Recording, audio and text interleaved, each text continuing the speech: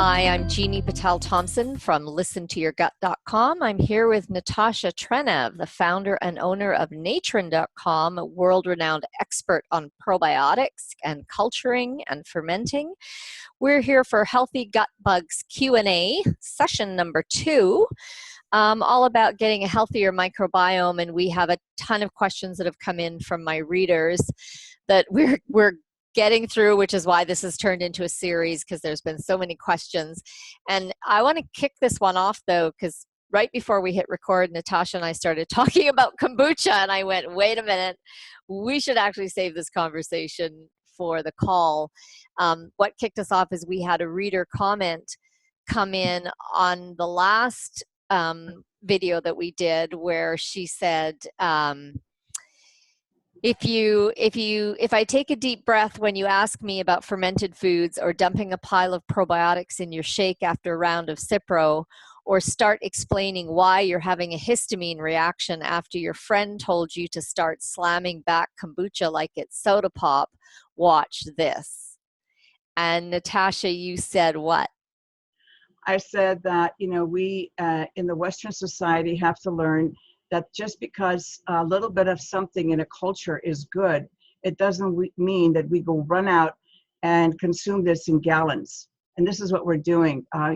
We have a history in the alternative healthcare practitioner profiles that says that, we should not be consuming yeast. Remember this, for 30 years, we talked about anti-candida diets, yeast sensitivity, and all of a sudden, it looks like that 30 years of that discussion fell asunder, and we're now running out and getting something that's fermented with a mushroom that nobody really knows. There's no standards.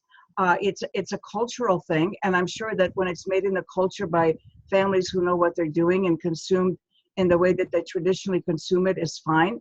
But then adding it to all kinds of beverages here in this country, in the old days, adding any kind of a yeast to a dairy product or a beverage was considered a contaminant.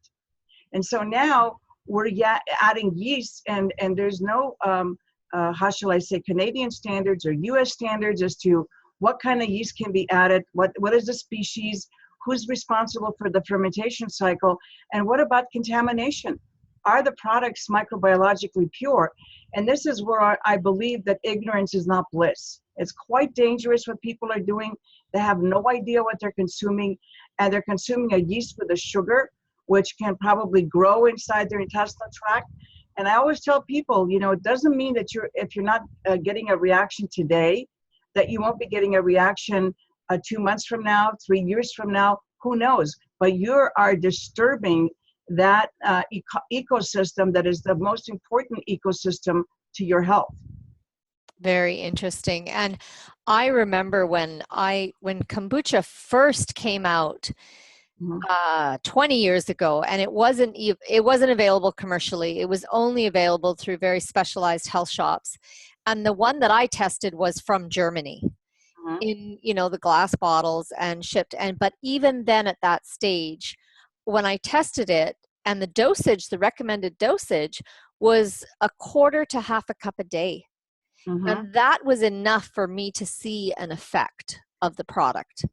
And, again, Germany has very high standards. I tend to trust a lot of the alternative supplements coming out of Germany more than I would the US and Canada and whatnot. But it's interesting to go like, okay, even from that, 1/4 to 1/2 cup as a recognized therapeutic. Like this wasn't something you drank as a daily beverage or ongoing. It was really a therapeutic to how it's being consumed now, which is like, when you order your burger, you have a kombucha with it. You don't have, instead of having pop or juice, right? Like that's how it's become in usage today in North America.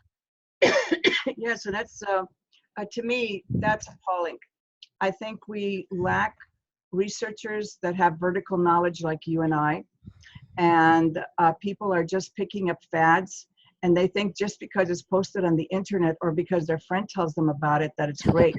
Yeah, exactly. And I can see a number of young people that adopt diets just because somebody told them it's good, and they stop eating things that are healthy for them, and eliminate things that they shouldn't possibly eliminate. And then we have young women that are malnourished and even lose their menstrual cycle, which is very dangerous. Yeah. And they just go on these fad diets. And I think that my cautionary tale to everybody is know what you're taking, decide what your genetic background is, what is the best diet for you. And we can talk about this, about the raw diets and why I'm opposed to them. And that people have no information. They don't know how to choose a probiotic. They don't know how to choose an exercise that's best for them. They don't know how to choose a diet that's in line with their genetic background and what they're predisposed to digesting. And so that's where I think we have to drive everybody back, that, you know, adopting something that's on sale and putting it in your mouth because somebody told you it's good is the worst thing you can do, because let me assure you, neither the Canadian or the US government is checking in to see what active ingredients are in those products or if it actually does any good for you. Yeah. And that's where I think that most of us are lost. And that's the key, that it just continues to mystify me over and over, that people think that there's somebody looking out and proofing all of these products and testing them to see if they actually contain what they say on the label, and to realize that that's maybe happening in 1 out of what, 500,000, 1 million products that the FDA or whoever is in charge, Health Canada, is actually managing to snag and test. It's just not the kind of quality control that people are thinking about. So anyway, I'm going to jump us straight in because we have so many questions, Natasha. Let's go. All right. Question number 1 from Nellie. I just got over from being very sick with several digestive issues like 15 months ago, and I was on an elemental diet for 10 days a year ago. It's been a slow recovery, but I'm much better and stronger now. I went from taking the Natron Probiotics dairy-based powders, all 3, to the vegan Healthy Trinity once a day. I'm still taking the Trinity once a day. Should I be, or should I take a break? No, you should never take a break, especially if you live in westernized countries, from a good probiotic. And it's because in the last 60 years, our microbiota has been changed dramatically. That's number 1. And especially if you've been compromised, you should never stop taking it, because, again, I'm going to repeat, whatever food you ingest has a background of bacteria. And a lot of that bacteria is now resistant because of antibiotic abuse. So you're ingesting a whole lot of bacteria that your body was not ingesting if you lived 60 or 70 years ago. That's rule number 1. And the bacteria are shedding out of your body. The stats are that 40% of your dry weight fecal matter is composed of microbes. So you are shedding bacteria every day. And most importantly, one of the reasons you're aging is because you become a poor host to these beneficial bacteria, and they start vacating your body. It starts happening right in your mid-20s. So yes, the cultures who were healthy, at that time, it was okay just to have the properly fermented foods in their diet. However, with the ecological change in the last 60 years, you need a solid probiotic each and every day. And the more stress you're under, and the more intake of food you take that's not prepared by you and watched by you, yes, you should even maybe take it twice a day. That's a really interesting concept about us being a poor host for the healthy bacteria. Mm-hmm. And again, this is something that is not talked about or even brought into consciousness around probiotics. But you see it in the plant world, and even in like the animal world. Like if you have a plant or an animal that's healthy, certain microorganisms or infestations like lice will not set up shop there.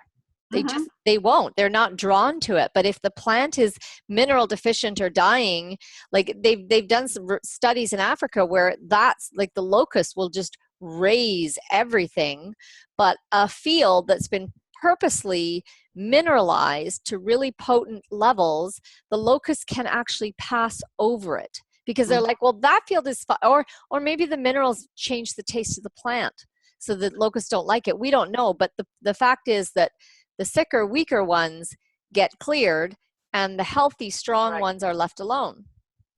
Exactly.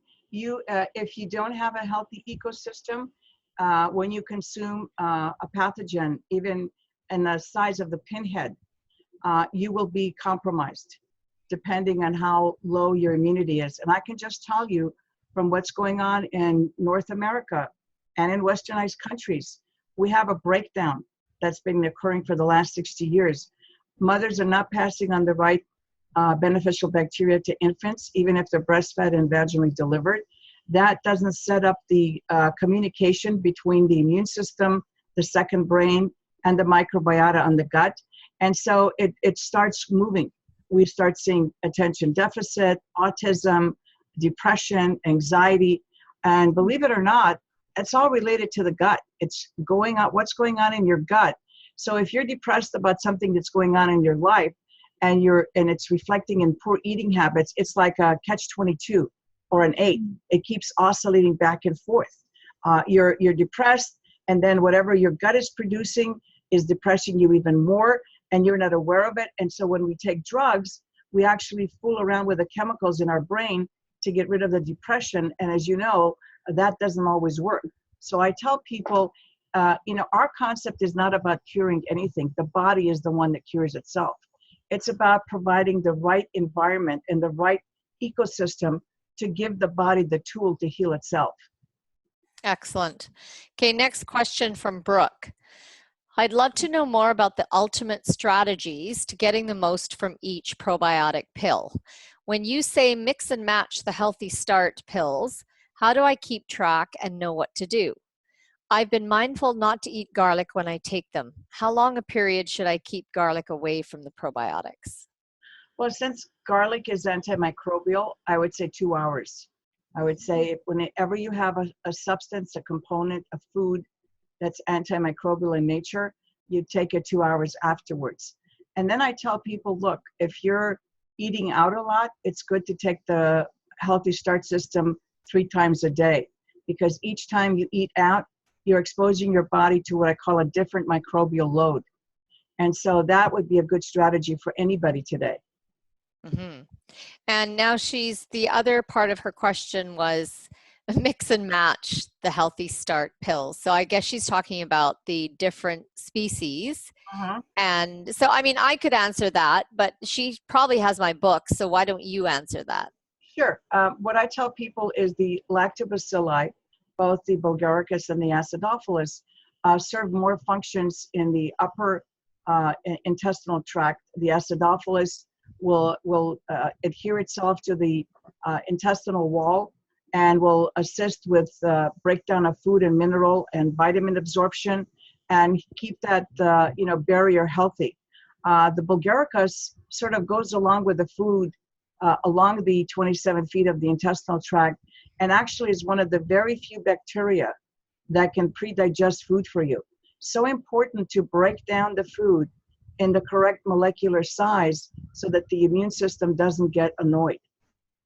And so those are very important to take during the day. So if you want to switch and take more of the bifido at night, that would be great too, because the bifido quiets the liver, because the liver is relieved of what I call overtime duty, because the bifidobacteria make certain toxins are removed through the feces from the large intestine, and so they're not sent back to the liver.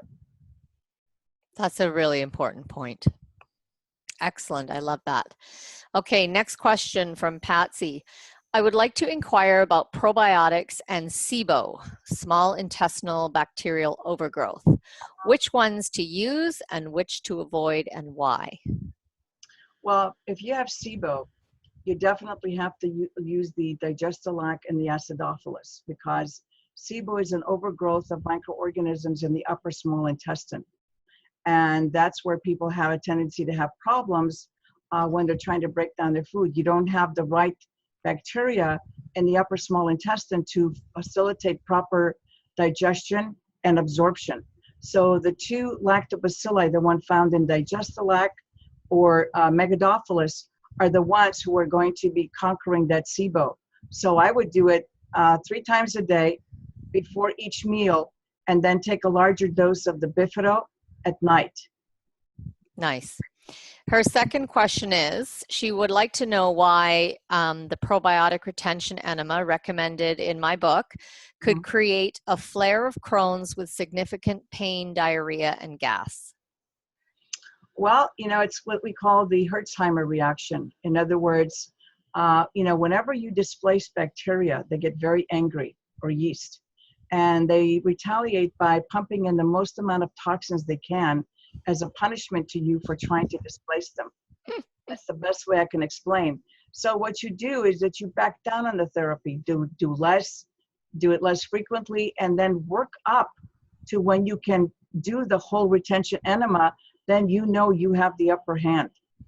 Yes. And I'll give you a good example. I think I did this last time, but it's well worth repeating. The E. coli, that's very deadly, that adopted the Shigella toxin. It's called the Shiga toxin. And that, toxin is used prolifically whenever you give an antibiotic to a patient who has the E. coli infection. And even the CDC in America are now telling physicians, please don't give antibiotics, because they found that people who have this bug in their system, it will get so angry when you take antibiotics that it will pump the maximum amount of toxins to shut down your kidneys. Not a pleasant thing to happen. So yes, the organisms, including the bacteria and the yeast, are getting smarter. And so whenever you try to displace them, whether by using drugs or probiotics or any kind of therapy, they will retaliate. Very, very good point. And we're back to that.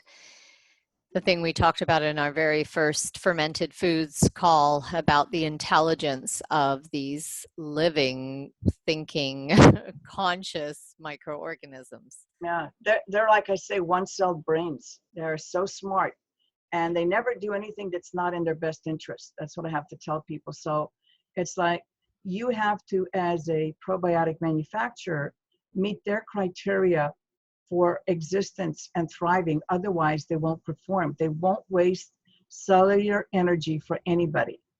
Yeah, very true. Next question from Edie. Can natron probiotics reverse or help to reverse Hashimoto's hypothyroidism? If yes, how? No. Hashimoto's, along with the multiple autoimmune diseases we have, is the immune system is misdirected, but whatever organism we have in the body, to attack a cellular structure of the body that resembles the offending organism. Does that make sense? Mm-hmm. All autoimmune disease is very brilliant misdirection, caused usually by the pathogen or pathogens that are trying to set up a household on your intestinal wall. A probiotic supplementation program is very important for Hashimoto's or any kind of autoimmune disease, but the healing will depend on how many tools the body needs in order to get over it. Yeah. In other words, you have to develop your own strategic supplementation program, and I do recommend supplementation with thyroid, and getting yourself educated on all the things you need to take to deal with the Hashimoto's. Yeah, I don't know of any autoimmune disease that can be healed by one one supplement, one thing, it's by the time it's at that level, it's usually pretty multifaceted, and like you said, you've got to have a whole plan in place, and and every piece of it. Yeah, and using inferior products will probably turn you off and say, oh, this doesn't work. So again, I'm telling people, using the right products, and the good news is about natron, you can never overdose. It's a matter of, economic of feasibility. But you can take as much as you want and reach what I call a critical dose and find out what else you need. Maybe you need to take the oregano oil that you recommend, Jini. Possibly you need to take thyroid supplementation. Spend the time to investigate. Create a customized program to you, because each one of us has an individual fingerprint of the microbiota that's unique to us, just like our fingerprint. And so, what may be enough for you may not be enough for somebody else. Yeah. And that's where I hesitate. I tell people, I just give them directions to give them a head start. I think we in the alternative healthcare industry have become dependent on big pharma, because big pharma tells you the amount of dosages to control a symptom. As we have talked about, we're not trying to cure or create a cure for any illness. We are giving the body the proper tools so that it can facilitate the cure itself. Yes. That's the difference. And if you don't give the body the right tool, then the cure is not going to take place. Yeah. And I don't know. I mean, I think it's very rare that someone can heal anything long-term or multifactorial without also going into thought and behavior patterns. Sure. Because that's equal, if not more, higher contributor to dis-ease settling in through the layers of the body. I'm lockstepping with you. I believe it's a spiritual and a physical problem. Yeah. And that's why we have to seek the right answer. And unfortunately, there's too many people peddling too many what I call quick cures, or quick fix cures, that it's slowing us down, who are really trying to help people. Yeah, and people are like, what are the supplements? They're using it the same way they use drug therapy. They're like, what are the supplements I can take to get rid of these symptoms so I can just keep living my life the way I'm living it? But it's like this holistic approach is that if you have an imbalance, especially a fairly large one, there's something wrong with the way you're living your life. You are maybe in a toxic relationship and you have to get yourself to the place where you can put some space in there, or maybe you need to leave for a while, or maybe you need to leave, or maybe your daily lifestyle, you're just beating your own butt from sun up till sundown saying, do this and do this and do this. But where's your self-care? Where's your nurturing? Where's the place where you say, and now I'm going to go and I'm going to walk in the forest for an hour and a half, and I'm just going to breathe in nature, and I'm going to connect back in with the tree roots, and then I'm going to go, and then tomorrow I have a massage appointment booked, so I'm going to lie there and I'm going to allow my tissues and all of the lymph and everything to be like a holistic program, instead of what we do in this culture, which is just like the only thing considered valuable is to work, and then collapse for your half an hour of TV before you go to bed. That's what the problem is. You are absolutely right. We don't have a nurturing society any longer. People don't get together to talk. We're in love with our machines. Yeah. It's really quite a narcissistic lifestyle. Yeah. And it doesn't produce health. It does not produce health. And so when people call me, believe me, a lot of people call me in the weekend and they want to be fixed right away. And I said, well, I'm fresh out of miracles. I don't produce the miracles. I'll give you a path, and it depends on you on how quick your recovery is.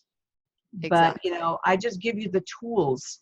You have to utilize the tools, and your body has to be able to incorporate the tools to make that cure or that change happen. Yeah. And that's where I think in the alternative healthcare industry, we have to change. I just want to add here that going to your health food store or even mass market and buying something that's, has a coupon on sale or offering you a cheaper price, and you didn't do your homework to find out if that's really valuable, to me, that's the biggest waste of money. Yeah. Not buying something that's specific for your needs, or because 20 people have told you, hey, this stuff works, or somebody that has vertical knowledge will tell you this stuff will work. That's where I think we have to get back in our society. And we have to start talking to each other like we did in the old days in the health food industry. Hey, look, this product is really great, or this therapy is really great. It's really helped me. Yeah, exactly. And that's what I tell people in my books over and over. I don't care where you buy your products, but go to my health store, look at the brands that I'm recommending, because those are the ones that have been tried and tested by tens and thousands of people with inflammatory bowel disease. Get that brand. Yes, it's probably not going to be the cheapest brand on the shelf, but there's a reason for that. And then, like you said, so you go and you buy the cheaper one. Oh, look, they've added betaine HCl. Now you've triggered intestinal bleeding. Was that worth your $10 savings? So yeah, exactly. Yeah, it's the old cliche, you get what you pay for. Yeah. All right. Next question from Chris. I use natron combined with oregano oil, and I think it's amazing. In combination and alternating with no less than 2 hours apart in clearing my gut of any bad bugs, etc. Also, if it is flu season, I take one natron at bedtime to help boost my immune system. When using natron and oregano, I go for an alternating program for say 1 week or 2, and then I take a break. I also use the Absorb Plus Elemental Shake intermittently during this time. My question, is natron a long-term maintenance product, say for months, or during a healing program, primarily with or without oregano oil? If you're healthy and feeling good, is using natron advised for maintenance? We kind of already answered that question. I just say if you like to eat, yeah, you need natron for maintenance. You know, every culture that I have studied where people are healthy, they would consume the fermented milk 2 or 3 times a day. Yes. That was part of their ritual, or, you know, what they consumed every day. And those were the cultures that were found to be healthy. Unfortunately, consuming fermented milk products or any kind of fermented milk product is no longer enough. That's what people fail to see. And that just because you live in westernized countries where we are now exposed to possibly a dozen very deadly drug-resistant bacteria that can be picked up on your steering wheel, off your iPhone, off the counter in your store, wherever you might be, that's why we have to make sure that we protect our internal ecosystem every day. Yes, exactly. Next question from Desiree. Many people find dairy pro-inflammatory. Should people trying to manage inflammation avoid your dairy-based probiotics? Yeah, that's a loaded question. Dairy is one of the best suited culturing mediums for these bacteria. That's why they're called lactobacillus, meaning they are milk bacteria. So that's their favorite food. If you're not specifically allergic to dairy, I would say take the dairy product. It's not going to cause more inflammation unless you're specifically allergic to it. You're allergic to the components of milk, basically the protein part. The lactose can be handled because your body can be reminded how to produce the enzyme, and the bacteria will produce the enzyme for you. But milk has the complete nourishment for these bacteria so that they can do the best job for you. And I'm fought this for almost 50 years, this business about anti-milk. And, you know, the cultures that were healthy consumed, you know, dairy products that were fermented with proper bacteria on a daily basis. So if you don't have an allergy to milk, I encourage you to take the milk products. Can I ask you a quick question there? Do the dairy-based powders, so you have the loose powder and then you have the capsules. This is not Healthy Trinity. We're talking about the other lines. When they're the ones that are cultured on dairy, do the powders contain the dairy proteins? Yes, they do. Okay. They do contain it, but they've been fermented, which is And different. how about the capsules? When you have the powder inside the capsules, does that? Same thing. You just have less of the supernatant in the capsule than you do in the powder. Okay, so that might be a place to start then to test your tolerance. And for me, because I have scar tissue in my throat, I can't swallow pills, I just take the capsules, I open them up, and I mix them in room temperature water. But that would be a great way to start testing. And also, because I did a couple of very intensive teleseminars with a PhD in immunology and et cetera, a bunch of experts on there where we talked about the whole issue of allergies and intolerance. And, you know, how that is very much a learned way of being in the body. So, you know, we may be, well, we've been off milk for a long time, or we've been consuming pasteurized gross milk products, so our body said forget milk, but we can there's a certain amount of re-education there that can take place by kind of like homeopathy, introducing very small amounts. So for me, if I was wanting to do that, I would start with maybe taking 1 capsule of the dairy based and mixing it with 5 or 6 capsules of the non-dairy and taking that together. That's a good idea. Yeah, that's a good thing you brought up. You know, we have the Healthy Start system, which has all the 3 bacteria that's found in the Healthy Trinity capsule. So what we do is we have the same bacteria with different delivery mechanisms and different food, so that those bacteria can interact with your body. And we are unique. Natron is still unique. I can assure you there is nobody that has our system, or nobody that produces their bacteria with the supernatant, which means the original fermentation end products, which are so important to assist the bacteria to take hold on the intestinal wall. And those compounds are also important as messengers, and interacting with the 100 billion neurons in your GI tract, which is the second brain, and the immune system. Next question from Desiree. Can taking powdered probiotics exacerbate SIBO? No, actually they'll help. Yeah.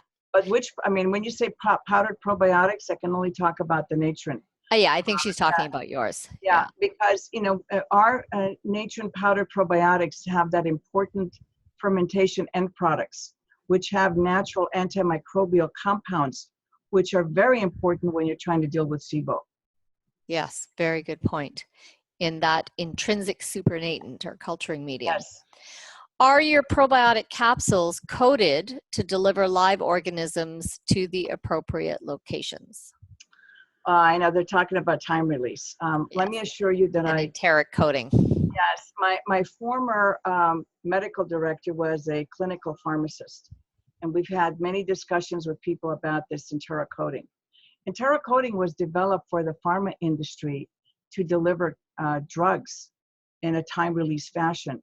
Just because it applies to drugs, it doesn't translate well to microorganisms. It can actually interfere with the utilization of the microorganisms and may not provide sufficient protection from the gastric juices that they promise you, because that system is alien to the microbes. That's the only short thing I can tell you. The Healthy Trinity has the 3 microbes in oil, and it's micro-enrobed, can actually survive hostile gastric juices at a pH of 1.7 for well over an hour. And that's a third-party testing from a German institute, and that is published. So that's survival. And our regular, products found in the Healthy Start system have the intrinsic supernatant, which serves as a food, as an extra added benefit to the bacteria, and also acts as a buffer while the bacteria are trying to get through the stomach. Enteric coating, usually when these so-called private label people, remember, all of these people don't make their own probiotics. They go to a contract manufacturer and they use somebody's methodology. So there's no, how shall I say, formulator that looks at all the composition of these products to make sure that the bacteria criteria for survival are met so that they survive, and not whether or not a system works in a human model. Does that make sense? Yep, it very much does. All right, next question from Sarah. Is there any specific way or information about taking probiotics when one has Crohn's? This is probably someone who hasn't bought my book yet. There are specific guidelines, and you have to work with looking at Jini's books, and there's no really right or wrong way. It's you start off slowly and you start healing your system. Yeah, that would be my thing. Like, okay, if you just want the quick answer, start really, really slow. Start with one species at a time and gradually build up. Because in Crohn's, the body loses tolerance to all bacteria. So again, you have to do that really slow re-education. Like you said, don't make them angry. Go in with a tiny dose, avoid triggering them, and gradually build up over time. Right. Don't trigger a war. Yes, exactly. Exactly. All right. Wendy asks, I am not taking Natron Healthy Trinity every other day Okay, that's weird. I think she meant I am taking Nature and Healthy Trinity every other day and using HMF Replete by Genestra, which has 150 billion of probiotics. Is there a way to get this quantity by using any other Nature product? Well, first of all, let's talk about, potency, because I'm the one who introduced the concept. 100 billion of something you don't know what's in the product is useless. Yeah. It doesn't do you any good. It just looks good on the box. And when you see what microorganisms are inside this composition, you need to know how much of each microorganism you're getting. Otherwise, the 150 billion total count could be of a useless organism that they just shove in there large quantities to get that plating count, but it's not going to do your body any good. In other words, 150 billion of something that's not going to be functioning in your body is not going to be even a quarter as effective as a Nature and Healthy Trinity of 30 billion. I think it's hard for people to understand. It's like sending a diminished troop to fight a very healthy troop.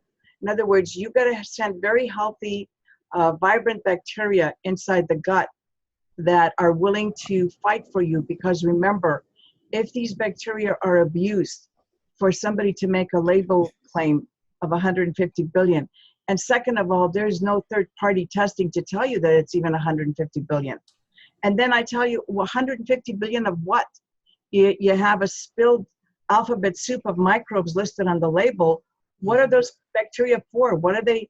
What is their function in your GI tract? So I would just tell this woman, you're wasting your money and time. I would encourage you to take the Healthy Trinity every day and forget this other product, because you're watering down any progress you're making. The other thing that I've seen probiotic manufacturers do is there's even some that will list the species and the strain on the bottle, and it will be a scientifically published, effective, strong strain, but they mix it as part of 4 to 5 other species and strains, which are far less potent, far less expensive, and they list a total count. So again, they're presenting the product like, we have this super effective strain in here that's quite costly compared to the others, so you're getting a quality product, but they've masked it because they haven't told you how many CFU of the good strain are in there, for one, to start with, right? So they could have like 95 or 98% of the product be the cheaper, less viable bacteria, and just the last 5 or 3% of the expensive one sprinkled in there, but their total claim is 100 or 150 billion, and you go, wow, this is an awesome product, this compares. It actually doesn't. No. And then we get back to the other thing that we talked about, and I talk about extensively in my books, about what happens when you put competitive organisms together in the same bottle or in the same capsule, and then what effect does that have on their efficacy? What happens in terms of, maybe you can speak right now to the concept of competitive exclusion. Right. Well, first of all, the natural existence of bacteria is something called mutual antagonism. Remember, the objective of a bacteria is to thrive. And when you put the bacteria in a capsule or a bottle, it's a closed-ended system. No food comes in and no waste goes out.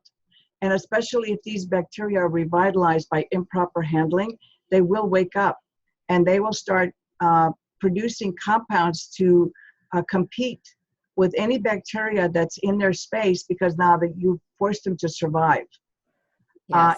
And people don't understand this. First of all, there is no scientific criteria that says mixing bacteria produces better results. None. They always talk about the specific activity of a single bacteria. Second of all, only the science has recently been discovered, something called real-time PCR, that you can even verify what's in the product in the beginning. Once you mix the bacteria, no one knows what's in the product or how much of each strain you're getting. So there's 2 types of deception. First of all, nobody's performing these tests to show you that this so-called manufacturer actually put the bacteria in. Number two, we don't know in what number those bacteria are there once you consume the product. And number three, we don't know what damage has been done because now you've put this bacteria in a horrible survival mechanism where they're trying to outmaneuver each other to survive. So when they reach your GI tract, they're not induced to really help you. They're now, trying to figure out how they best can survive in a new ecosystem that's very, hostile, and that they have to overcome these obstacles. So now if they've been fighting inside the bottle with each other, and now you put them in another dynamic ecosystem, what do you think is going to happen? They're not going to want to perform because they don't waste cellular energy to please us. They're there for their own best interest. And that's why time and again, for the last 35 years, thousands of people have called me and they say, well, I was turned off to probiotics because I tried XYZ and it didn't work for me. And it's not about selling a product. Believe me, it's not about anything else. I'm still working today because I realize that the misinformation is still prolific and we've got nations that are not healthy that need to be helped. And I would really like to get good competition. I would love it because then I would say, well, you have a choice. This one particular product works, but I've been doing this for 50 years. And I can assure you that I could make those products with my eyes closed and my hands tied behind my back. I don't choose to do that because I don't think it's the right way to get the product to the person to get the desired result. And that's all I can tell people, that, I'm still on the same premise. Natron products are still unique. And there's people making that product. They don't even make the product, the company. I would ask your listeners to do me a favor. Call up any company in probiotic and ask them who the formulator of that product is. I'll bet you they can't name one person. Who actually, this is rocket science. It's like somebody asks you, well, who was the main engineer who made the space shuttle for NASA? They could probably rattle off 3 or 4. You call up a company that's selling a probiotic line. Well, who's your formulator? Who did the research? And why are you putting these microorganisms together in this one capsule? What's the purpose? What's your objective? And I'll bet you can't get one answer, because I've said this before and I've had dozens of people call. They don't even get a call back. No. They don't even have a scientist on the staff that can speak to them. I did that when I first wrote Listen to Your Gut way back. Yeah. And I actually was, because, I used to be a journalist, so I have a bit more skill at getting to people and asking questions. And so I did manage to speak to three different manufacturers. 2 of them did not know. And this is the thing. You think someone's manufacturing a product, that they've done all the research, they've looked at the published microbiological studies. No, they have not. They're ordering from a mass supplier of microorganisms, and they send out a little sheet and it has 3 columns of microorganisms. I'm not joking. Well, you've probably seen it. You just tick the box for the microorganism that you want included in your blend, in your product, and then they manufacture that for you. And the third one got so irate because I think his heart was in the right place. He actually wanted to be helping people.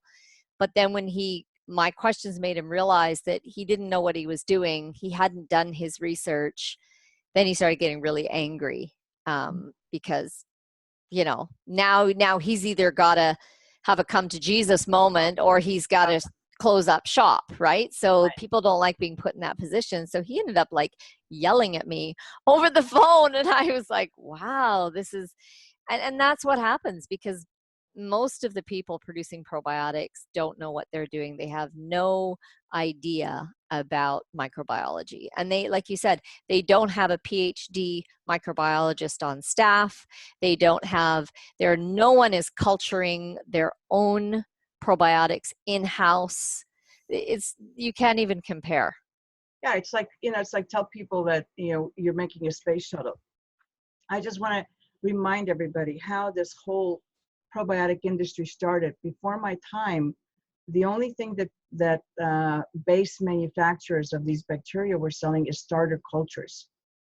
There was none of these bacteria. And so their whole methodology is geared to producing starter cultures, either for cheese or for yogurt or for wine or something else. Yeah. They were not geared to making probiotic supplements. Yeah. I still am the only manufacturer who geared up to make probiotic supplements that, you know, should be consumed as supplements. Everybody else adopted their manufacturing processes to sell product, and that's a big difference. Yeah. Yeah, exactly. Which is why your product line has stayed consistent over the decades, and everyone else is just rushing to add whatever the hot new microorganism species of that, you know, of this year is, and throwing in the soil organisms. And the soil organisms are really disturbing. I'm getting samples sent to me all the time because they're so easy to work with. They're shelf stable. They survive anything. So people are throwing them in gummy bears for kids, and, you know, little candy, like they're like, you know, those kids dip the stick and they they've created a probiotic powder, and so you just put it on your tongue and it's kind of sparkly, and like they're basically creating probiotic products out of bacterial soil organisms that taste, look, and feel like candy. And right. Well, this is where the consumer comes in. yeah. You know, the whole premise of the health food industry, when I started 60 years ago, was they wanted to change people's perception of what these products should do and how they should help people. The problem is that when anything becomes popular, everybody wants to jump in, and they don't want to spend time educating the consumer. That doesn't make them money. What they want is something to meet their marketing criteria. And I can just tell you that those companies selling these products don't have one scientist on staff, but they'll have 4 or 5 marketing people, and they'll just tell the people who are trying to tell them the science to shut up, because they don't want to re-educate the customer. They want to give the customer what they want and promise them that it's going to work, when in actuality it doesn't work. Because I say again, if you don't meet the survivability of these bacteria, they're not going to do you any good. And if you fool around with what I call designer bacteria, especially soil organisms, you have no idea what, you know, autoimmune disease can hit you, or what other disease. And it may not manifest today, may manifest 3 years down the road, and people say, oh, you know, I just got this. Well, no, you didn't just get this. It was festering in you for years. You just were too ignorant to notice it. Yeah. Yeah. Or there's tiny signs that until you learn how to put them together and realize, oh, there's something much bigger happening here. Okay. Question from Robert. Do you know if the bacterium I don't know how to pronounce this. Escherichia coli, yeah. Escherichia coli. Escherichia coli Nicel 1917 is good for the gut. It is apparently found in raw milk. No. First of all, you don't want any bacteria in raw milk. And this Nicel bacteria is used in Germany as a probiotic. And, you know, it's okay to use this in Germany because the German government tests to make sure that this E. coli didn't pick up any plasmids from any other bacteria. It's not something I would be consuming in large quantities in this country. It could be quite dangerous because it could share plasmids with a pathogenic E. coli, and you'd be in big trouble. And, you know, usually what's found in raw milk is salmonella because it's airborne. And that's why I encourage people to cook their raw milk. I know they're going to roll their eyes, because in the old country, we don't drink raw milk unless we have our own cow. Yes. You have your own cow and milk it in the morning, it's fine. But the minute you milk the milk, you're getting, you know, bacteria from the udder that's in the, you know, thing. And you need to cook that milk before you drink it to make sure you're not picking up the bacteria that, you know, you got from the cow. And also I tell people, unless you cook the milk and cool it down before you culture it, you're not going to have a good set, because there's going to be bacteria fighting in there for it setting that milk. And, you know, I've been trying to tell this to people, but this business of raw, I mean, maybe next teleseminar, I'm going to get into the issue of raw, that no healthy culture that I've studied consumes all these things raw. This is something that was brought into the health food industry by people that live here. I know because I've worked with Altadena Dairy in the 1960s and 1970s, and we went through this raw milk issue. They used to have a facility where you could eat off the floor where they were milking their cows, and they could still pick up salmonella from the air. So that's what I tell people, that you have to weigh what are you losing by heating the milk versus what you're getting in the milk is what we call background noise. And now the background noise is very smart and can do a lot of damage. So I think maybe I have to do a whole tele-seminar on this business of raw. Interesting. Yeah, and I'm hearing you. I also have, I'd say 12 years experience now. We buy raw milk, but we know the farmer that we buy from. Mm-hmm. And he tests in excess of state regulations. Mm-hmm. And we've had no issue with the kids. I can't drink milk at all.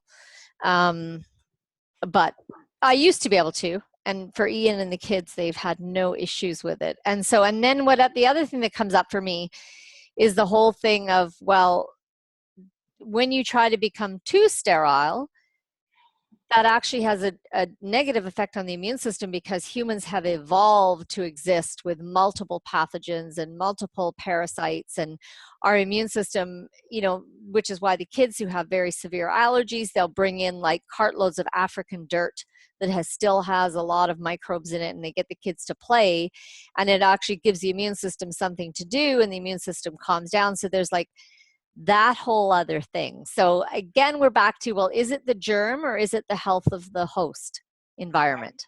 It's both. Well, the thing is, yeah, the sterility issue I understand, but we've changed the environment. And I can only go back to my culture where, families practice very strict sanitation. And the kids didn't have allergy. In fact, my parents, when they came to this country, hadn't heard of half the diseases that people talk about. And my mother had a degree in pharmacy, but with Eastern European herbs. In the old days, you could get, a degree either with Western medicine or with Eastern European herbs.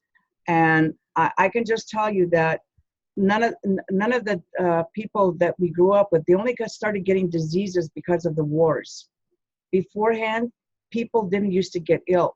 They had very strict rules about what was brought in the house, how it was handled, who washed what, where the hands were washed, what you did with your shoes when you entered the house, what was allowed to be put in the kitchen sink and what was not allowed to put in the kitchen sink.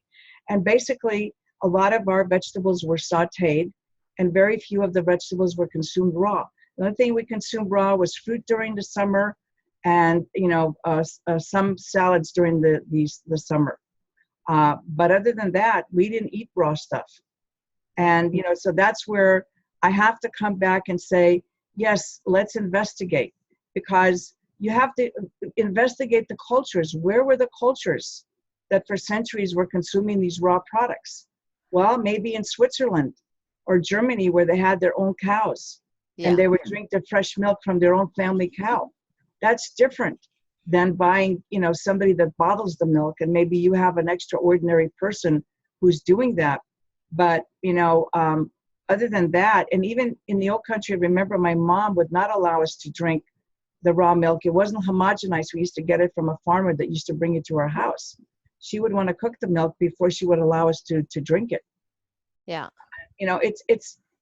I understand what you're saying, and I'm not entirely opposed to it, but I've seen too many people who are on these raw diets. And remember, civilization could not progress until man started cooking their food. You could not develop the brain because you could not consume enough raw foods that would be digested. You spent all your day feeding your body with raw foods in order to get enough nourishment to sustain you. And it's like my horses. They have to eat. Their stomach produces acid 24 hours a day because they have to continually be eating to build and maintain that muscle mass. Right. And cows have two stomachs for that same purpose, because the digestion of the raw is so difficult. It's so intense that they need an extra fermentation chamber. Right. And for instance, even have to tell my daughter, for her dogs, I said, Your dogs are domesticated. You shouldn't allow them to go outside and pick stuff off the street and eat because they're going to get sick. You see, you have to sort of have norms of, when people become domesticated, how their immune system changes. And I think the business in America, when they're talking about too much sterility, possibly there's too much sterility because of the use of antimicrobial agents. Yeah. But I don't think that a lot of, people in the last 2 generations know anything about sanitation. I think they know that very little. And I think there has to be a balance. Mm-hmm. How to keep your house sanitary. Because I encourage people to get one of those lights that you can look on your counter, even after you wipe it with something. What happens in 30 minutes on the counter? They're not using that in culinary schools to teach people how to keep counters sanitary so that their customers don't get food poisoning. So I think there has to be a balance here in the teaching. Mm-hmm. And again, I'm back to the host. Like I go, well, you know what? You're never going to educate that many people. They're never going to care that much. And having traveled a lot in third world countries where that doesn't exist. But you know what, Natasha, even me who's had serious widespread Crohn's disease, so that shows you that my system's been through a lot. Mm-hmm.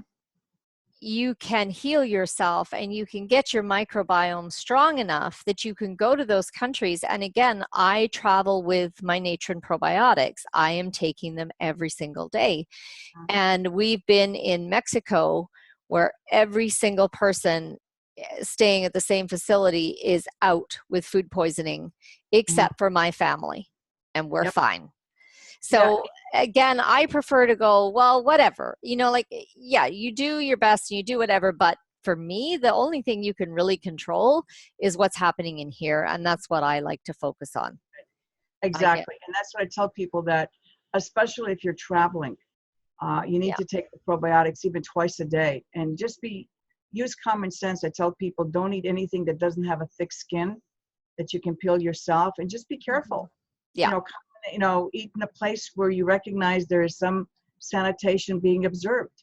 Yeah. And again, so with that, I say, I travel and I'll eat off a roadside stall in Thailand, but I'm watching and I'm going, that's the thing that was cooked in the really high heat wok. That's what I'm ordering. Yeah. I'm not ordering the thing. Or like in Mexico, it's like, oh, look. And I'll say to my family, I'll go, that salad has a mayonnaise base. Look how long it sat there. Don't touch anything with mayonnaise. Right? It's ideal culturing media. So, there is an intelligence behind what I eat when I'm traveling. And definitely I'm not eating raw stuff because it's going to be washed in water that's already contaminated. Exactly. I'm looking for the stuff that's high heat, open flame, usually cooked, and kill almost everything. And I'm taking my probiotics, and then I've been totally fine all over Asia and whatnot. Yeah, I can just tell you that since we've changed the external environment, probiotics has become a necessary thing to take every day. It's no longer like it was before. We've changed the environment. We have, like I said, at least a dozen pathogens in our community. I don't care where you live, especially dangerous when you go to visit the hospital. I always tell people, load up on your probiotics before you visit somebody in the hospital, and this is not a joke. You just have to use common sense. We've changed the environment, and until the environment changes, this is the most important strategic thing you can do. As I tell people, my tripod of health for the 21st century is strategic probiotic supplementation, the diet that suits you, and an exercise program. Yeah. I will not go to a hospital unless it's absolutely like if my baby, someone was dying or whatever, I'll say, if you need me to come and drop something off to you, but I'm not going into that environment. Is such the most incredibly high disease environment. And if my kids go, I make them put their hands behind their back so they don't touch anything. The second we open the door, it's like I have either a glove or a handkerchief. I'm pushing the elevator buttons with the end of a pencil. Like I literally will not touch anything in there. Yeah. And people come here to heal. It's absolutely ridiculous. Okay, I'm going to finish up with this Robert's question because we're running out of time. Okay. Again, stuff we've already talked about, but let's just give it one more go around because the fact that there's so many questions about the same thing says to me that maybe people need to hear it a few different ways for it to go in. He's saying, could the 3 types of beneficial gut bacteria, so I assume he's talking about the Acidophilus, the Bulgaricus, and the Bifido, disappear from the gut by natural means, i.e. something other than antibiotics, which could kill them off, and therefore they would need to be replaced on a regular basis. So if the basic 3 types of bacteria are missing for the gut, would they ever come back into the gut naturally through some natural or normal process? No, there is no normal process where they come back. Unfortunately, as I explained earlier, if you're healthy and having a bowel movement every day, you're shedding about 40% of that dry weight fecal matter is bacteria. And what happens is that when you grow new cells on the intestinal wall, that new cellular growth, dumps or pushes bacteria off the intestinal wall. So it will be lost. And unfortunately, the process of aging makes us, the human being, a less desirable environment for these bacteria to live. Remember, you as a biological entity were made to fail. You have a limited lifespan. How much you improve that lifespan or how healthy your lifespan is depends on your diet, the amount of bacteria that's friendly to you that you keep replenishing inside your GI tract, and how much exercise you do, because we now know even exercise affects the composition of the microbiota. So it's like you are a machine that is exposed every day. And remember, we've changed the environment. So that machine has to be replenished on a daily basis in order to run at an optimal level. I think where the sticking point is coming in for people is they're not understanding. They have a concept of, I'm putting in good bacteria and they colonize and then they live there.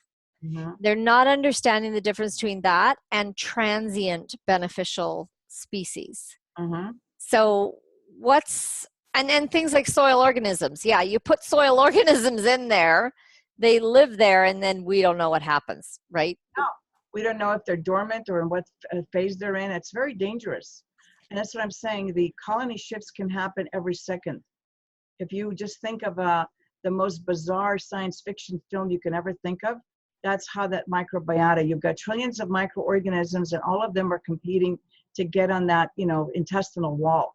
Remember, the important functions of the microbiota is pathogen interference, to interfere with the pathogen so it doesn't land on your intestinal wall and cause you problems. To improve the barrier function. What is the barrier function? There's like little gates on your intestinal wall, and the beneficial bacteria keep, these gates closed by sending messages to the immune system to keep out the pathogens that obviously want to get into your bloodstream and get a free ride to your organs. Okay, so that's number 2. So that's the fight that's going on a daily basis. And so also communication with the immune system. How well these bacteria are situated on your intestinal wall is whether or not they can have this crosstalk between the immune cells and the second brain. So that's the 3rd function. And then the neurotransmitter production. If those neurotransmitters are able to communicate so that they get from the second brain to the first brain, those are the things that need to be taking place on a regular and optimal basis. If those 4 functions aren't fulfilled every day, you're not going to enjoy optimal health. Right. And I wonder too, because when you say that, thing that comes up for me is, well, what is the reason that the beneficial bacteria are the transient ones, the ones that we have to keep ingesting and they do their job and then they pass out, and we ingest them and they do their job and they pass out? Well, they're not totally transient. Okay. A lot of them will park on the intestinal wall and will attach. The problem is that everything sooner or later gets kicked off that wall. Yeah. And it also depends on how good of a host you are and whether or not you know how to deliver those bacteria so that they go to the niche where they like to thrive and they're not competing with other bacteria as they're trying to get to the niche that they want. So what you want to do is you want to strategize to make certain that you keep introducing that beneficial bacteria on a daily basis to keep those colonies thriving. We still don't know how much of these bacteria survive and for how long, and whether you want them to survive for a long period. You know, this is another conjecture we don't know, that if we have a certain microbiota set, we keep throwing in these beneficial bacteria to keep that optimal balance. Why are we adding something that somebody doesn't know about, and how are they claiming you're keeping the optimal balance by adding stuff that we don't know about? Does that make sense? Yeah, it does. So a conservative approach is the best approach, because we're like the 22 blind men feeling the elephant when we talk about that microbiota. It depends on what we're feeling as to what we describe and what the elephant looks like. It's still, you know, the science is fresh. People confuse terms like microbiota and microbiome. They don't know the difference between them. They listen to somebody who's gotten like 5 minutes training in the aisle, and they'll tell them something that's completely out of context. So my takeaway from this teleseminar is that know who the manufacturer is, know who the formulator is, know who stands behind the product before you ingest a living microbe. It is so dangerous to play around with microorganisms, especially if you don't know what you're ingesting. I have 2 questions. Sure. First one is, do you know, say, yogurt cultured in the traditional manner of, say, your grandmother, your great-grandmother, how many CFU per serving? Like, you'd eat what, maybe half a cup or a cup of that yogurt? Do you have an... Yeah, but the CFUs would be in the, like, maybe the millions, because remember, the longer it sits, the fresher it is, the higher the CFU count. Okay. And the longer it sits, the less CFU count it dies, and that's when it starts spoiling. Usually after a week, it'll start spoiling because the beneficial organisms will die off, and the not so beneficial ones will start souring the milk to a point where it's not pleasant to eat anymore. So in yogurt cultured in that traditional way, we'd have what, 5 or 10 million CFU per serving? Yeah, you would maybe you could get a couple 100 million, depending on how good the starter culture is. Remember, it all depends on the starter culture. And in Healthy Trinity, you've got 30 billion. 30 billion. And so again, that's a very interesting comparison, which speaks again to your point about how our environment has changed so drastically, that we need so much more bacteria. Well, look, the most critical example I can give you is that in the 1970s, we had 1 in 10,000 children that were diagnosed with autism.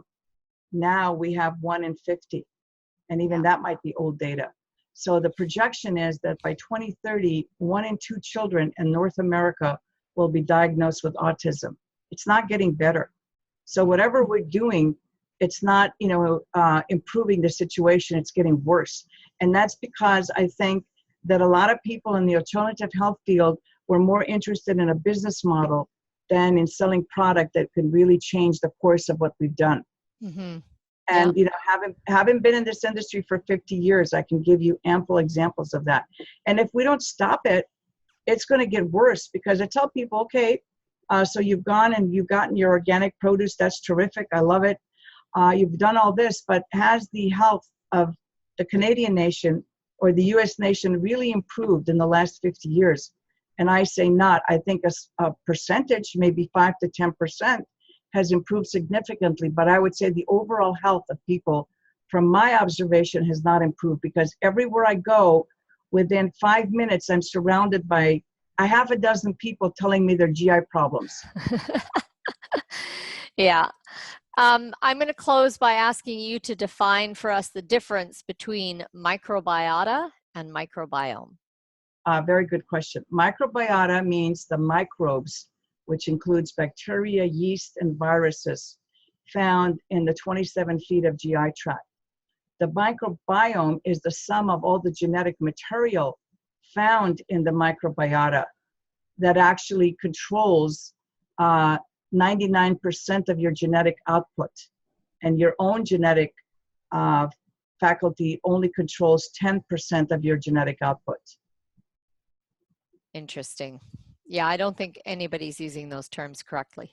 No, I mean, they're interchangeable, so I gave up. But Oh, 5 years yeah. ago, I called the trust and got the exact definition. And there's something else called now. They're talking about the supernatant. They're calling it metabolomics. And Oh, metabolomics are the fermentation end products of these bacteria when they're cultured. And they're finally now talking about the importance of that. yes, that's not talked about at all. No, Writing that down, metabolic end products, yeah, because those are, as we've been discussing over these calls, that's often a real tipping point for what is helping people see such powerful results from the Natron versus other brands, because the Natron, you have your certain formulations that include those metabolic end products, which are so helpful for so many different processes. it's really what I call a holistic product. We talk about the whole. This Yeah. has the whole. We don't separate, we keep it whole. And I think it really, in closing, I just want to tell the listeners that, their health is in their hands. And who they listen to and what material or knowledge they apply really depends on their resolution to make sure that they have the right information. Yes, exactly. All right, Natasha, thank you so much. Thank you. And we will see you again. Because we're still not even halfway through, because of course, as we do these, people keep sending in more questions. So we're just going to keep rolling it over. Yeah, well, it is confusing, and there's a lot of confusing information out there. And I think it's time that we sort of like separate the facts from the fiction. Yes, exactly. Thank you so much, Natasha. Thank you. Till next week.